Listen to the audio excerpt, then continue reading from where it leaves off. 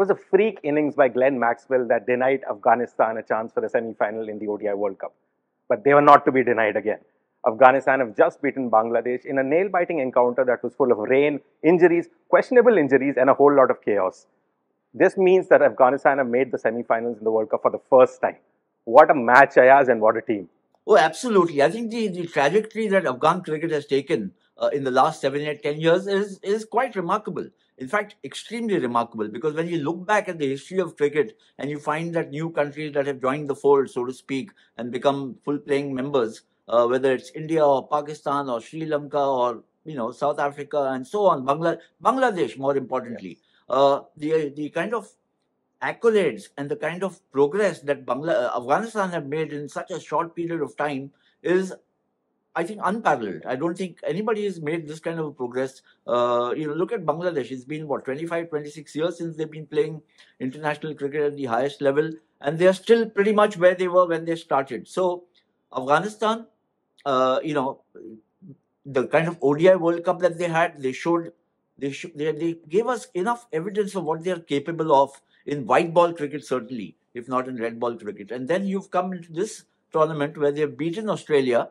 They lost so narrowly to Australia in the ODI World Cup, and now they've beaten Bangladesh to get into the semi-finals. This is a historic moment for Afghan cricket, certainly, but it's a massive moment for the sport itself, because Afghanistan, after this tournament, are going to be regarded as one of the big teams, a major power. Yeah. And you saw earlier in the tournament that the US upset Pakistan, and we thought that that was going to be the abiding memory of the so-called minnows upsetting the favorites. But Afghanistan had a lot to say about that. So they beat Australia, which was revenge again for last time. And India also beat Australia, which was revenge for 19th November. So India now go on to play England, which they might not have wanted given the form England are in. And maybe the other more exciting semi-final is South Africa and Afghanistan, both teams who have had a lot of history. And South Africa, of course, wanting to overhaul that Chokers tag now. But what should India be wary of in that semi-final? Well, certainly England, because the last time, if I remember, in the last World Cup 2022, we got a royal pasting from them, isn't it? They won by 10 wickets, if I remember correctly.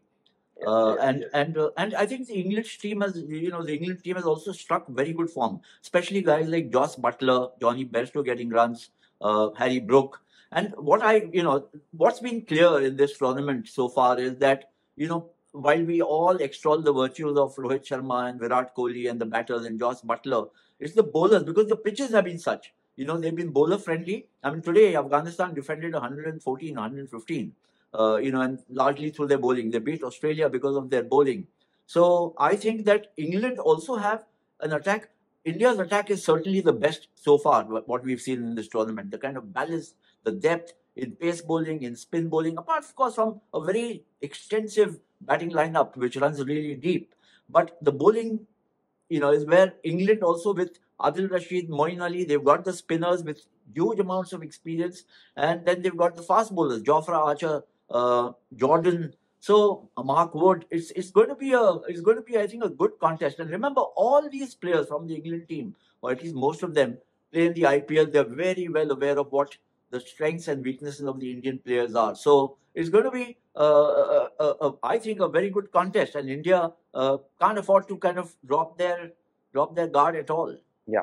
And earlier I said revenge.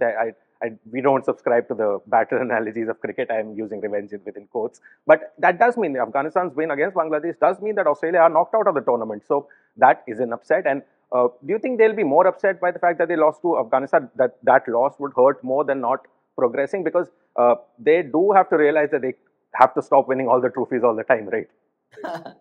No, I think, look, even in the last match that they played, they had their chances against India, against Afghanistan. I think in this tournament, I must say that I found both Australia and the West Indies, a tad casual. When it came to Australia versus Afghanistan, I thought a little casual in the batting, certainly. And then, the West Indies didn't quite. West Indies were a very, very strong team playing in home conditions, and they messed it up for themselves. So, but that's the way the cookie crumbles in a tournament of this nature, and given the topsy-turvy nature of T20 cricket. All teams, all players have to be on red alert, so to speak, at all times. So Afghanistan versus South Africa, normally you would have said that this is maybe South Africa with the larger experience have the upper hand. I'm not so sure now. In fact, they're a study in contrast, isn't it, Anirudh? South Africa, traditionally, historically known as chokers, they've overcome that, that kind of mindset, if I might say so, because they've had some really close wins in this tournament, which in the past they would have probably lost those kind of matches. While Afghanistan, even under the most extreme pressure, don't seem to feel the pressure. They just seem to play with so much positivity that you can't say that, oh, we are worried that Afghanistan might choke. I don't think they'll choke. They'll lose. They could lose, but it's not that they will choke. They won't let the the occasion, the bigness of the occasion, the pressure of the occasion get to them. So a study in contrast those two teams. Yeah. So, like I said earlier, the semifinals coming up. Both semifinals on Thursday. So we'll get back to you after that. So yeah, that's it for this episode of Sports Room. See you next time. Thanks, Andrew. We'll catch up soon.